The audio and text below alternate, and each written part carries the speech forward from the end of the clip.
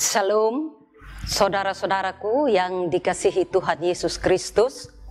Semoga saudaraku semua selalu dalam lindungan Tuhan.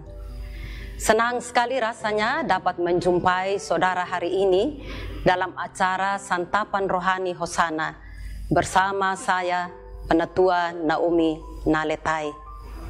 Saat ini kita akan belajar sedikit dari firman Tuhan yang dipilih dari Surat Paulus kepada jemaat di Filipi, pasalnya yang kedua, ayatnya yang ke-8. Sebelum kita membaca dan merenungkannya, mari kita berdoa. Bapa kami yang di sorga, Bapa pencipta dan pemelihara hidup ini, kami mengucap syukur dan terima kasih ya Tuhan atas kasih setia pemeliharaanmu bagi kami. Dan pada saat ini ya Bapa, kami akan membaca dan merenungkan akan firman kebenaran-Mu. Sebelumnya ya Bapa di sorga, kami mohon biarlah Bapa sucikan, kuduskan kami sehingga kami layak untuk membaca dan merenungkan akan firman kebenaran-Mu. Berfirmanlah bagi kami ya Bapa, karena kami anak-anak-Mu telah siap mendengarkannya. Di dalam nama Tuhan kami Yesus Kristus, firman Allah yang hidup itu, kami berdoa kepada Bapa di sorga. Amin. Kita akan membaca firman Tuhan yang saya pilih dari Surat Paulus kepada jemaat di Filipi, pasalnya yang kedua, ayat yang ke-8. Dan dalam keadaan sebagai manusia, ia telah merendahkan dirinya dan taat sampai mati, bahkan sampai mati di kayu salib. Shalom Bapak Mama, saudara-saudari yang diberkati Tuhan Yesus Kristus. Sebagai orang Kristen, kita harus mempunyai tujuan hidup yang utama, yaitu menjadi sama seperti Kristus. Artinya bahwa kita harus meneladani apa yang Kristus sudah perbuat dalam hidupnya di dunia ini, dan mengikuti jejaknya sehingga kita menjadi sama dan serupa dengan Dia. Apakah mungkin kita bisa sama seperti Kristus? Tentu dalam keilahiannya sebagai anak Allah, kita tidak akan pernah bisa dan tidak akan mungkin sama atau serupa dengan Kristus. Tapi dalam aspek kemanusiaannya kita dapat sama ketika kita mampu melakukan hal-hal baik yang Dia perbuat di dunia ini. Kekasih-kekasih Tuhan, lewat pembacaan firman Tuhan saat ini, ada dua hal yang dapat kita ambil sebagai teladan dalam menjalani hidup ini. Yang pertama, kerendahan hati. Dalam keadaannya sebagai manusia, ia merendahkan dirinya karena ia datang ke dunia bukan untuk dilayani, tetapi untuk melayani. Hal ini berbeda dengan kita manusia yang mau dilayani, bukan melayani, karena tidak ada kerendahan hati dalam diri kita. Orang yang rendah hati adalah orang yang tidak semata-mata mementingkan diri sendiri, tapi juga memikirkan orang lain. Itulah yang diperbuat oleh Tuhan Yesus yang rela menderita, disalibkan, dan mati untuk menebus dosa-dosa kita. Ia rela menderita bagi keselamatan kita semua.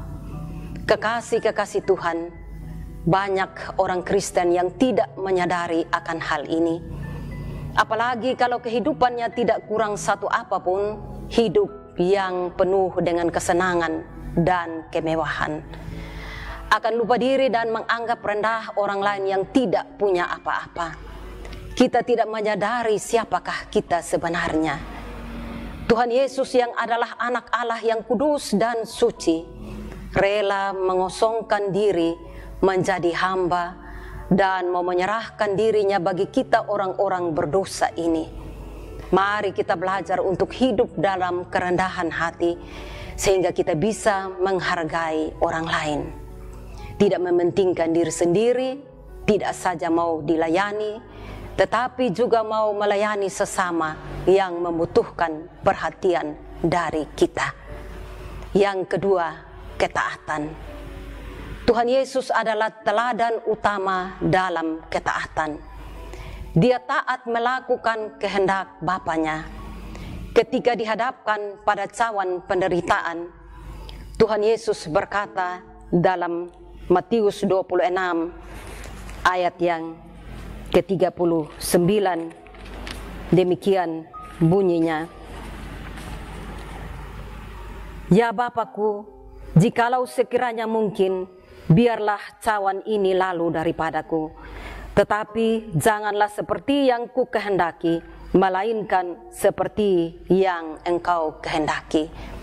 Yesus menyerahkan semuanya pada kehendak Bapanya.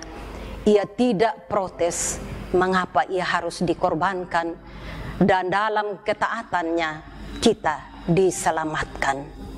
Kekasih-kekasih Tuhan, bagaimana dengan kita? Apakah kita taat melakukan firman Tuhan dalam kehidupan kita, ataukah hanya dalam keadaan tertentu saja, seperti dalam masalah atau sebaliknya? Yang Tuhan kehendaki dari kita adalah taat melakukan kehendaknya dalam segala keadaan. Kita harus melakukan firman-Nya dan tidak sebagai pendengar saja. Tuhan tidak menuntut kita untuk kita menderita seperti dirinya. Tuhan hanya menghendaki kita taat dengan sungguh melakukan firman-Nya dalam hidup kita.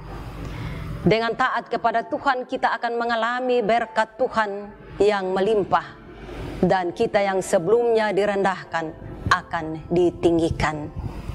Sebagai orang tua, kita menjadi teladan bagi anak-anak kita dalam melakukan kehendak-Nya, supaya anak-anak juga taat kepada orang tua dan kepada Tuhan.